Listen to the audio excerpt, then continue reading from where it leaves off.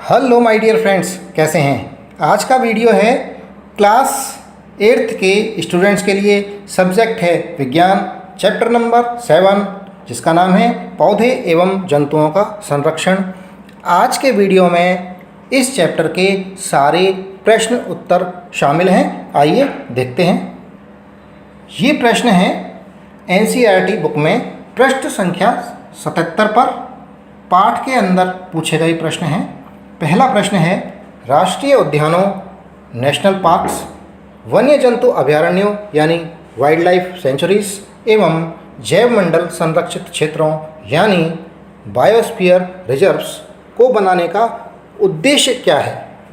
किस उद्देश्य से राष्ट्रीय उद्यान, वन्य जंतु अभयारण्य और जैव मंडल संरक्षित क्षेत्र क्यों बनाए गए हैं। उत्तर, पौधों एवं जंतुओं को संरक्षित करने एवं उन्हें सुरक्षित क्षेत्र उपलब्ध करवाने के उद्देश्य से ही राष्ट्रीय उद्यानों, वन्य जंतु अभयारण्यों एवं जैव मंडल संरक्षित क्षेत्रों को बनाया गया है।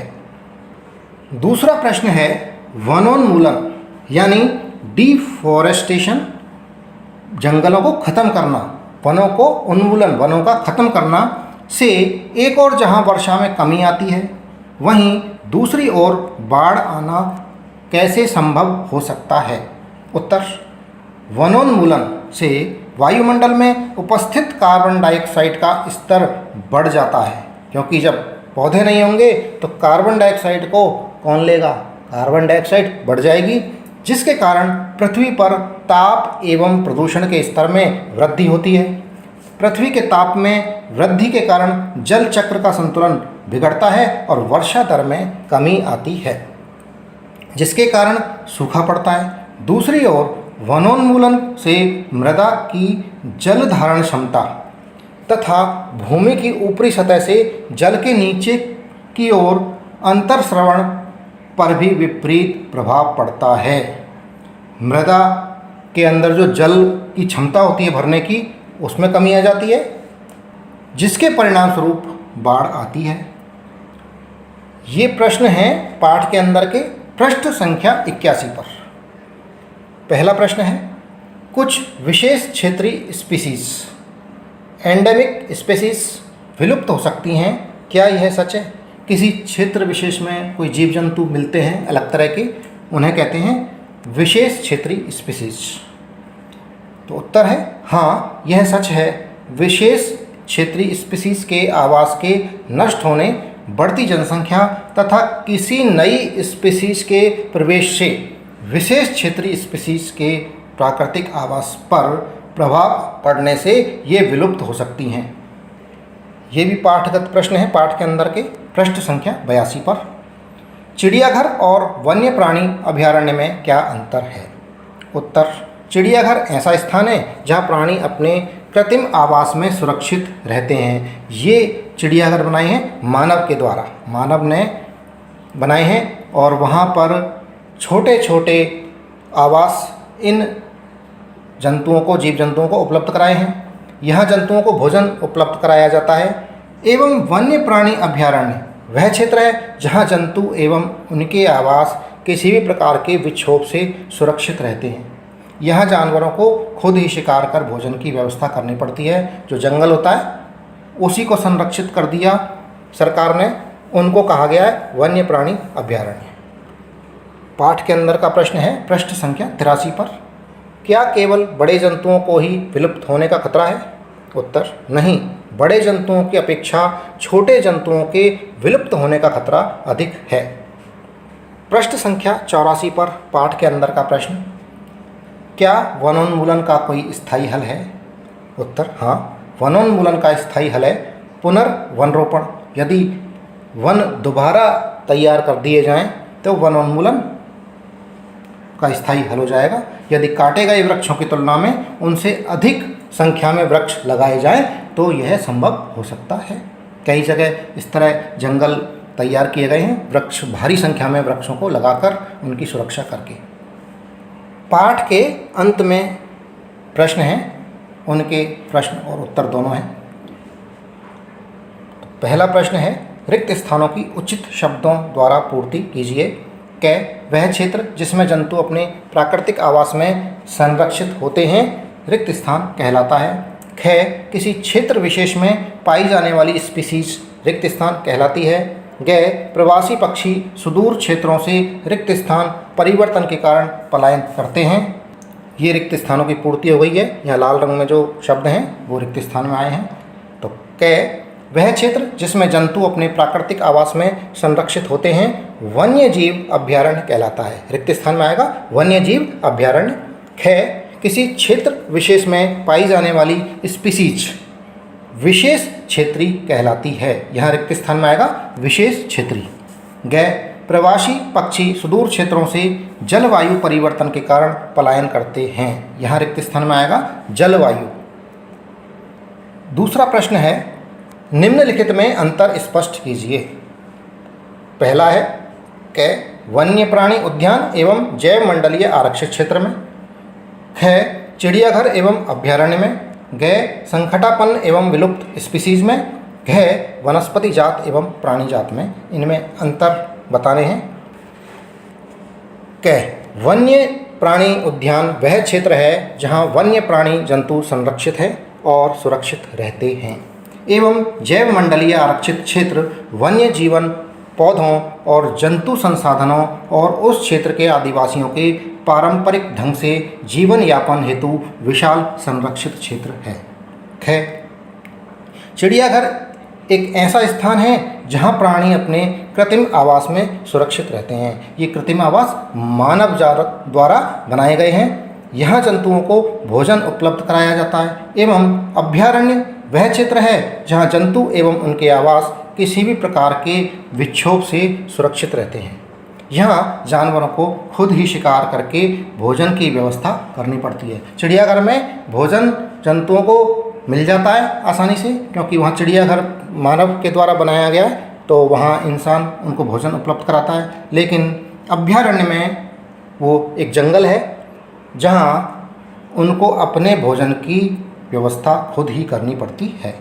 ग संकटापन्न स्पीसीज या वे जंतु हैं जिनकी संख्या एक निर्धारित स्तर से कम होती जा रही है और वे विलुप्त होने की कगार पर हैं या विलुप्त हो सकते हैं, खत्म हो सकते हैं, समाप्त हो सकते हैं।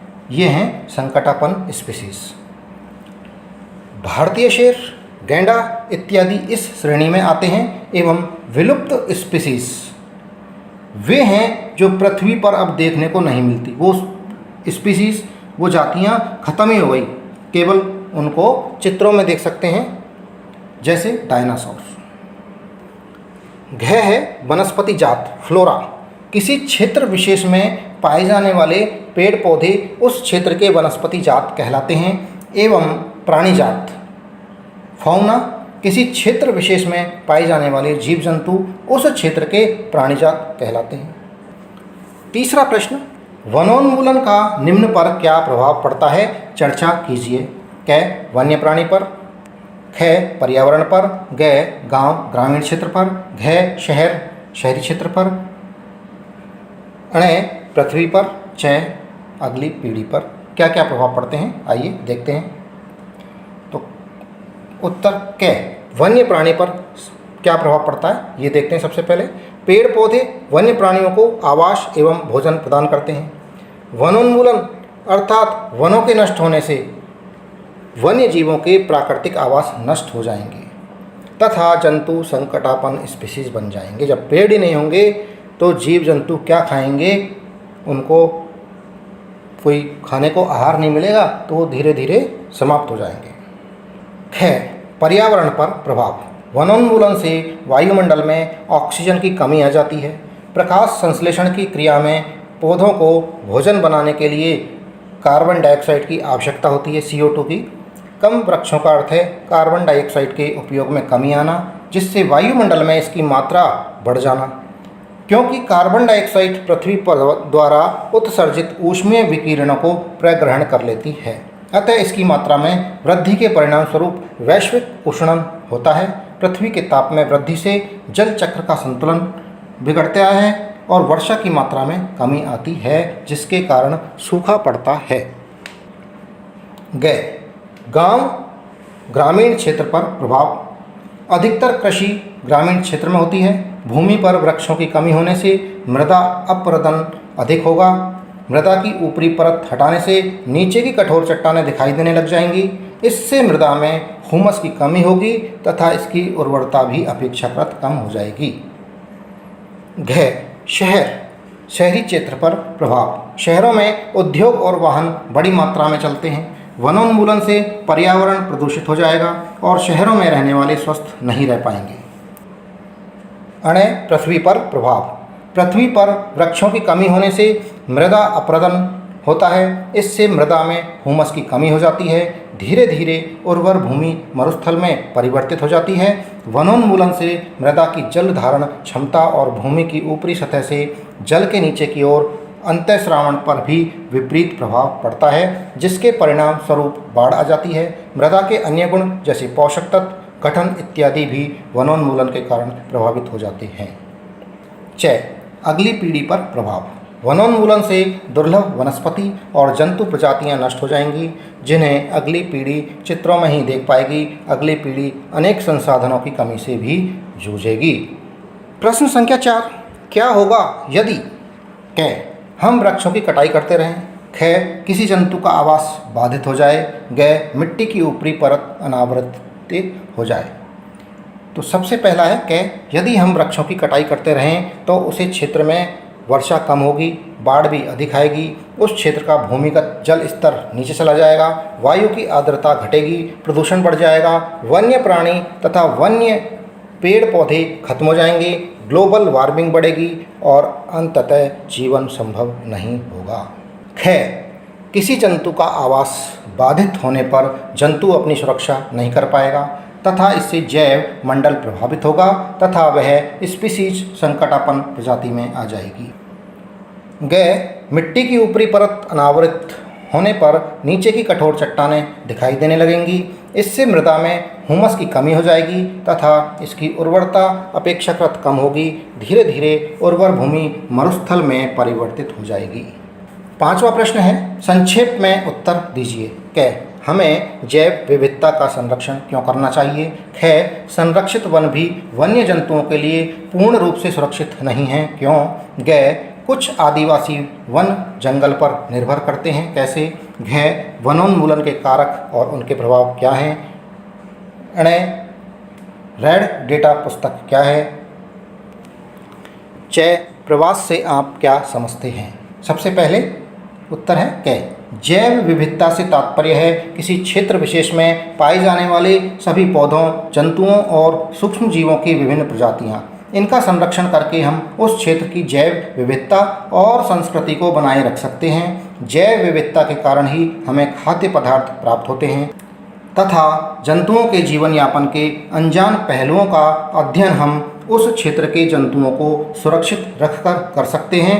अतः जैव विविधता का संरक्षण अति आवश्यक है। यह हमारे जीवन के लिए एक बहुमूल्य निधि है। संरक्षित वन भी वन्य जंतुओं के लिए पूर्ण रूप से सुरक्षित नहीं हैं, क्योंकि इनके आसपास के क्षेत्रों में रहने वाले लोग वनों का अतिक्रमण करके उन्हें नष्ट कर देते हैं। यह सच है कि कुछ आदिवासी वन पर निर्भर करते हैं। सतपुड़ा राष्ट्रीय उद्यान की चट्टानों में आवास के प्रागैतिहासिक प्रमाण मिले हैं, जिनसे आदि मानव के जीवन यापन के बारे में पता चलता है। चट्टानों पर कुछ कलाकृतियाँ जैसे लड़ते हुए लोग तथा जानवर का शिकार, नृत्य और वाद्य यंत्रों को बजाते हुए दर्शाया गया है। कुछ आदिवासी आज भी वनों में रहते हैं, वन उपजों का संग्रह कर शिकार कर अपना पेट भरते हैं तथा पेड़ों की छाल तथा जंतुओं की खाल से बने वस्त्र पहनते हैं। वनोन्मूलन के कारक अर्थात वनों के खत्म होने के कारण। पहला, कृषि के लिए भूमि प्राप्त करना। दूसरा, घरों एवं कारखानों का निर्माण। तीसरा, फर्नीचर बनाने अथवा लकड़ी का ईंधन के रूप में उपयोग। चौथा, पशुओं के अतिचारण के लिए। पांचवा, प्राकृतिक कारक हैं, दावानल जैसे आग लग जाए या दूसरा भीषण सूखा पड़ जाए, बारिश नहीं हो, उसके कारण भी वन नष्ट हो जाते हैं। वनोन्मूलन के प्रभाव क्या पड़ेंगे? वनोन्मूलन के मुख्य दुष्प्रभाव हैं। पहला, ऑक्सीजन/कार्बन डाइऑक्साइड के अनुपात का असंतुलन, यानी कार्बन डाइऑक्साइड बढ़ जाएगी, ऑक्सीजन कम हो जाएगी। दूसरा, अधिक बाढ़ आ जाएंगी ज़्यादा। तीसरा, भूस्खलन। चौथा, जलवायु परिवर्तन। पांचवा, वन में रहने वाले पशु पक्षियों का नष्ट होना या प्रवास करना। छठा, स्थलीय जल में कमी। सातवां, भूमि की उर्वरता में कमी। इसके बाद है रेड डेटा पुस्तक, रेड डेटा बुक। ये क्या होती है? देखिए, वह पुस्तक जिसमें सभी संकटापन्न स्पीसीज़ का रिकॉर्ड रखा जाता है। पौधे, जंतुओं और अन्य स्पीसीज़ के लिए अलग अलग रेड डेटा पुस्तकें हैं। प्रवास, माइग्रेशन, एक जगह से दूसरी जगह जाना। कुछ स्पीसीज़ द्वारा अपने आवास से किसी निश्चित समय में बहुत दूर जाना प्रवास कहलाता है। प्रवास अधिकतर पक्षियों में पाया जाता है। जलवायु में परिवर्तन के कारण प्रवासी पक्षी प्रत्येक वर्ष सुदूर क्षेत्रों से एक निश्चित समय पर उड़कर आते हैं। वे यहाँ अंडे देने के लिए आते हैं क्योंकि उनके मूल आवास में बहुत अधिक शीत के कारण वह स्थान उस समय जीवन यापन हेतु अनुकूल नहीं होता। प्रश्न संख्या 6, फैक्ट्रियों एवं आवास की मांग की आपूर्ति हेतु वनों की अनवरत अर्थात बिना रुके कटाई हो रही है। क्या इन परियोजनाओं के लिए वृक्षों की कटाई न्याय संगत है? इस पर चर्चा कीजिए तथा एक संक्षिप्त रिपोर्ट तैयार कीजिए। उत्तर, इन परियोजनाओं के लिए वृक्षों की कटाई न्याय संगत नहीं है। वृक्षों का संरक्षण अति आवश्यक है क्योंकि पेड़ पर्याप्त मात्रा में वर्षा लाने और प्रकृति में जल चक्र बनाए रखने के लिए आवश्यक होते हैं। परंतु आज जिस तेजी से जनसंख्या बढ़ रही है उसकी मांग पूर्ति हेतु फैक्ट्रियां और आवास भी आवश्यक हैं। आवास मनुष्य की आधारभूत आवश्यकता है तथा फैक्ट्रियों से लोगों को सस्ता सामान और रोजगार मिलता है। इनके लिए भूमि की आवश्यकता होती है जिसके लिए वनों की कटाई कर भूमि प्राप्त की जाती है। इन परियोजनाओं के लिए अन्य विकल्प ढूंढे जाने चाहिए, न कि वनों की कटाई की जानी चाहिए। यदि वृक्षों की कटाई आवश्यक हो तो वनों में हमें उतने ही वृक्ष या उससे अधिक मात्रा में वृक्ष उसी स्पीसीज़ के अवश्य लगाने चाहिए जितने पेड़ हम काटते हैं। पुनर्वन रोपण की क्रिया में आवश्यक रूप से हमें यह कार्य करना चाहिए। प्रश्न संख्या 7, अपने स्थानीय क्षेत्र में हरियाली बनाए रखने में आप किस प्रकार योगदान दे सकते हैं? अपने द्वारा की जाने वाली क्रियाओं की सूची तैयार कीजिए। उत्तर, अपने क्षेत्र में हरियाली बनाए रखने में हम निम्न क्रियाओं की सहायता से योगदान दे सकते हैं। पहला, जागरूकता अभियान चलाकर। दूसरा, वन महोत्सव मनाकर। तीसरा, लोगों को नर्सरी में मुफ्त मिलने वाले पौधों के बारे में जानकारी देकर। चौथा, जन्म दिवस, शादी आदि पर लोगों को पौधे उपहार देने की सलाह देकर। पांचवा, छोटे बच्चों को आसपास के क्षेत्रों में पौधे लगाने में साथ लेकर। छठा, वन विभाग के कार्यकर्ता को बुलाकर वनों के महत्व के बारे में लोगों को समझाकर। प्रश्न संख्या 8, वनोन्मूलन से वर्षा दर किस प्रकार कम हुई है, समझाइए। उत्तर, वनोन्मूलन से वर्षा दर कम हो जाती है। वनोन्मूलन क्या होता है? वनों का उन्मूलन, वनों को नष्ट करना, वनों को खत्म करना। तो वनोन्मूलन से वर्षा दर कम हो जाती है क्योंकि पेड़ पौधे पर्यावरण में जल चक्र बनाए रखने के लिए मुख्य कारक हैं। पौधे मृदा से जल का शोषण नहीं करेंगे और बादल बनाने के लिए अपनी पत्तियों का वाष्पन भी नहीं करेंगे। यदि बादल नहीं बनेंगे तो वर्षा भी नहीं होगी। साथ ही हम जानते हैं कि प्रकाश संश्लेषण की क्रिया में पौधों को भोजन बनाने के लिए कार्बन डाइऑक्साइड की आवश्यकता होती है। कम वृक्षों का अर्थ है कार्बन डाइऑक्साइड के उपयोग में कमी आना। जब पौधे नहीं होंगे तो कार्बन डाइऑक्साइड नहीं लेंगे। कार्बन डाइऑक्साइड नहीं लेंगे तो वायु में कार्बन डाइऑक्साइड बची रह जाएगी, जिससे वायुमंडल में इसकी मात्रा बढ़ जाएगी। क्योंकि कार्बन डाइऑक्साइड पृथ्वी द्वारा उत्सर्जित ऊष्मीय विकिरणों को प्रग्रहण कर लेती है, अतः इसकी मात्रा में वृद्धि के परिणामस्वरूप विश्व उष्णन होता है। पृथ्वी के ताप में वृद्धि के कारण जल चक्र का संतुलन बिगड़ता है, इससे वर्षा की दर में कमी आती है। प्रश्न संख्या 9, अपने राज्य के राष्ट्रीय उद्यानों के विषय में सूचना एकत्र कीजिए। भारत के रेखा मानचित्र में उनकी स्थिति दर्शाइए। राजस्थान के प्रमुख राष्ट्रीय उद्यान निम्न हैं। उत्तर, राजस्थान के प्रमुख राष्ट्रीय उद्यान निम्न में। पहला, केवलादेव राष्ट्रीय उद्यान। यह घना पक्षी अभयारण्य के नाम से भी जाना जाता है। यह भरतपुर के दक्षिण पूर्व में स्थित है। यहाँ 113 जातियों के विदेशी प्रवासी पक्षी, 364 जातियों के भारतीय पक्षी पाए जाते हैं। दुर्लभ सफ़ेद सारस शीतकाल में यहाँ आते हैं। मानसून में बगुले, चमचा, पनकौआ, पनडुब्बी, श्वेत एवं काली ग्रीवा वाले स्टॉर्क प्रजनन करते हैं। स्थानीय पक्षी हंस, हंसावर, शुक, चकवा चकवी, कोयल आज भी देखे जा सकते हैं। दूसरा, रणथंभौर राष्ट्रीय उद्यान। यह पार्क अरावली एवं विंध्य पहाड़ श्रृंखला के मिलन स्थल पर स्थित है। यह सवाई माधोपुर के निकट ऐतिहासिक दुर्ग रणथंभौर के चारों ओर 395 वर्ग किलोमीटर क्षेत्र में फैला है। इसके उत्तर पश्चिम में बनास तथा दक्षिण में चंबल नदी का वन क्षेत्र है। 1974 में यहाँ बाघों की गिरती जनसंख्या को रोकने हेतु बाघ परियोजना प्रारंभ की गई थी। इसमें इनकी सुरक्षा, स्वास्थ्य, प्रजनन हेतु प्राकृतिक वातावरण का ध्यान रखा जाता है। यहाँ चीतल, सांभर, नील गाय, जल पक्षी, चिंकारा आदि पाए जाते हैं। तीसरा है राष्ट्रीय मरुद्यान। यह मरुस्थल में लगभग 3162 वर्ग किलोमीटर का उद्यान है, जो कि जैसलमेर एवं बाड़मेर जिले में फैला हुआ है। यहाँ चिंकारा, भेड़िया, रेगिस्तानी बिल्लियाँ, लोमड़ी, नेवला, पक्षियों में तीतर, डेमेजल, क्रेन, गोडावन आदि पाए जाते हैं। गोडावन को राज्य पक्षी का दर्जा दिया गया है। ये नक्शा है।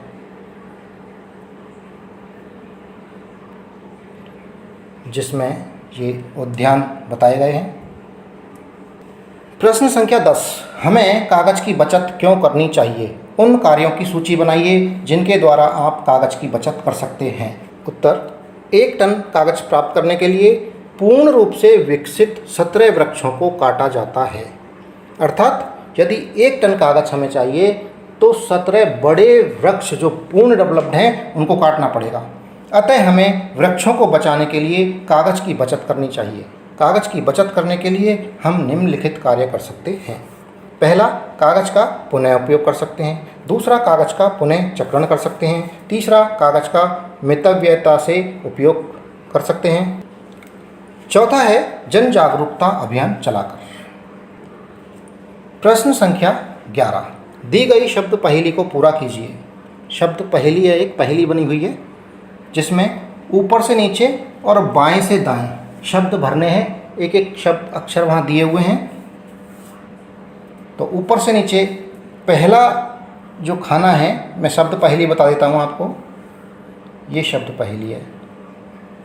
यहाँ नंबर लिखे हुए हैं 1, 2, 3। तो 1 में ऊपर से नीचे ही आएगा, दूसरे में ऊपर से नीचे भी आएगा और बाएं से दाएं भी नाम आएगा। इस तरह से तीसरे में बाएं से दाएं आएगा, चौथे में बाएं से दाएं भी आएगा। इस तरह से ये शब्द आएंगे। अब यहाँ चलते हैं।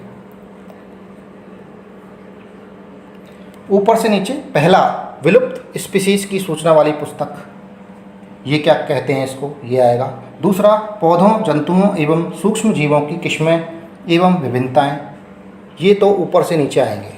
बाएं से दाएं दूसरे, तीसरे और चौथे नंबर पे आएंगे। यानी कि दूसरे नंबर पे ऊपर से नीचे भी आएगा और बाएं से दाएं भी आएगा। तो दूसरे नंबर पर बाएं से दाएं पृथ्वी का वह भाग जिसमें सजीव पाए जाते हैं, क्या कहलाता है। तीसरी, विलुप्त हुई स्पीसीज, वो क्या कहलाती है। चौथी, एक विशिष्ट आवास में पाई जाने वाली स्पीसीज, वो क्या कहलाती है। देखिए, ये तो खाली हो गया और इनमें है।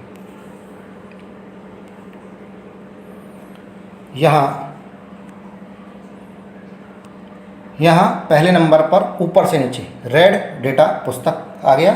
दूसरे नंबर पर ऊपर से नीचे जैव विविधता और बाएं से दाएं जैव मंडल। तीसरे नंबर पर है बाएं से दाएं संकटापन्न। चौथे नंबर पर विशेष क्षेत्रीय, ये बाएं से दाएं हो गया। इस तरह से ये पहेली हो गई।